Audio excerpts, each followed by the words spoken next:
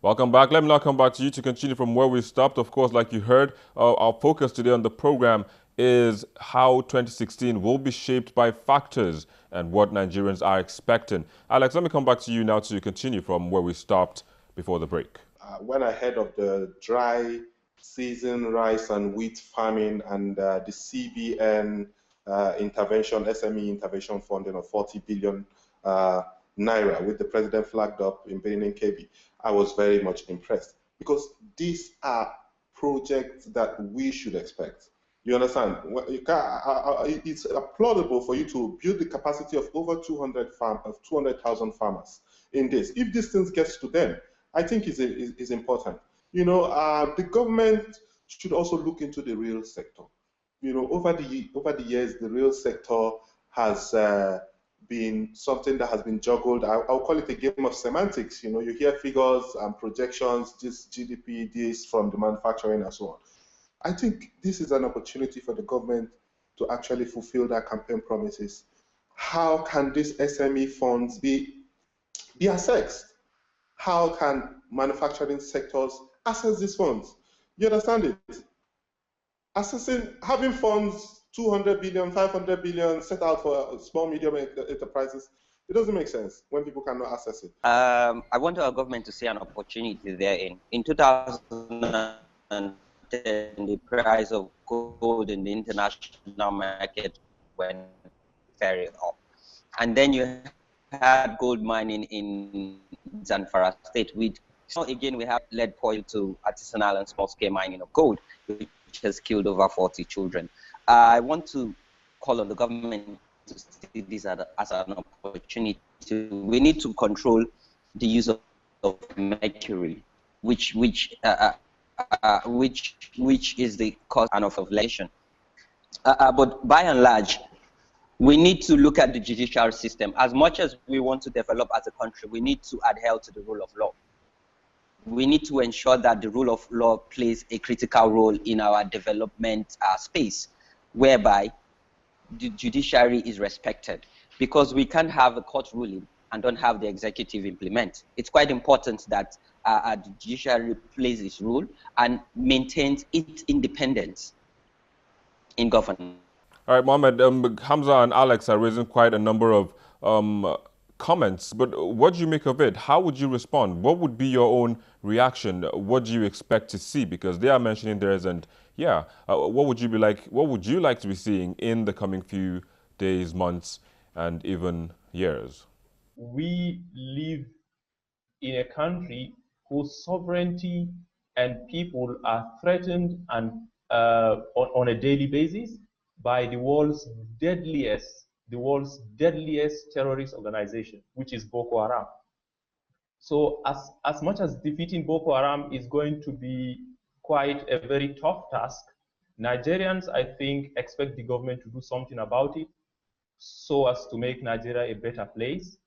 As we all know, we cannot record any meaningful development in all facets of our lives if we are not well secured. So I think, first and foremost, we expect the government to defeat Boko Haram, no matter what it will take. And secondly, I think that Nigerians are also expecting this government to formulate and implement perhaps effective government policies and programs which will address the root causes of insecurity in the country, so that we don't have another Boko Haram springing up after this one.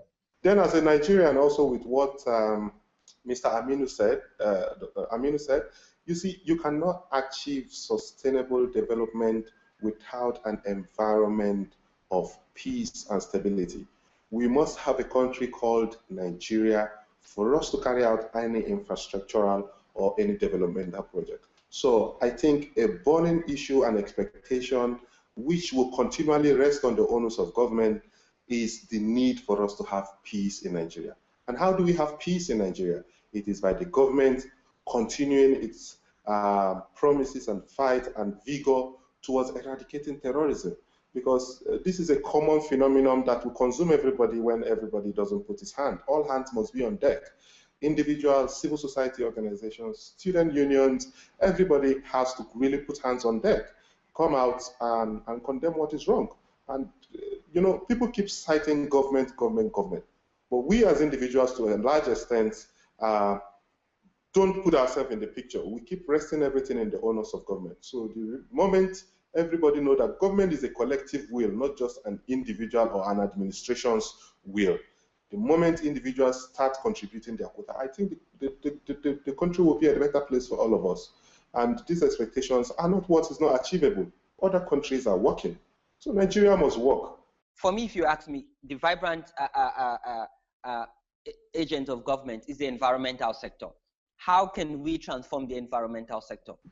Today, over 60% of Nigerians are not connected to the national grid.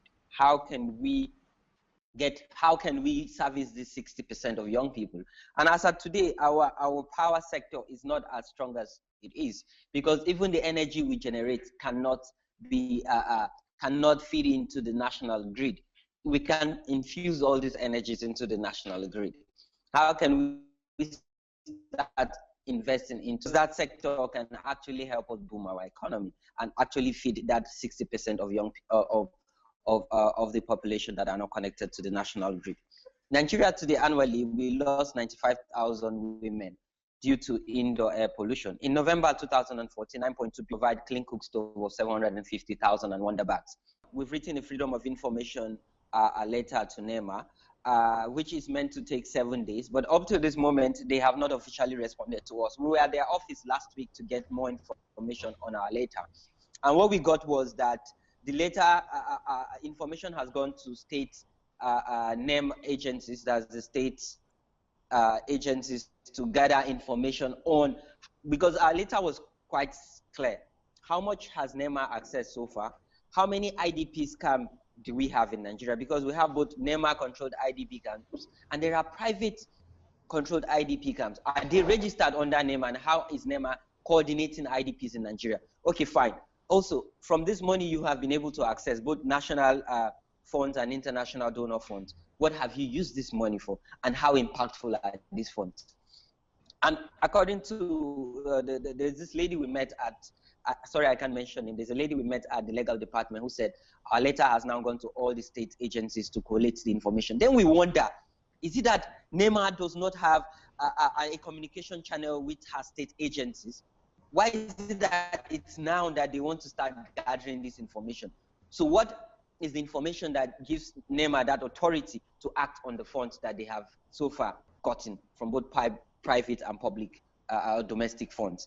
As much as we want to tackle insurgents, we need to also look at the internally displaced persons. And of course, these people are agitating that they want to go back to their communities.